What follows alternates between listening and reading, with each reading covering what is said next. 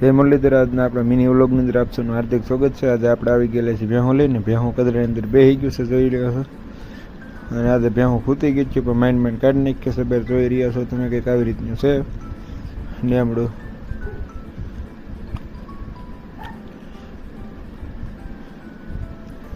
અને આપણે પછી નીકળી ગયા છીએ બહાર ને તમે જોયો કે તો ગાંડી ગીરનો નજારો કંઈ ઘટે નહીં એવો છે કે નહીં, જોઈ લો.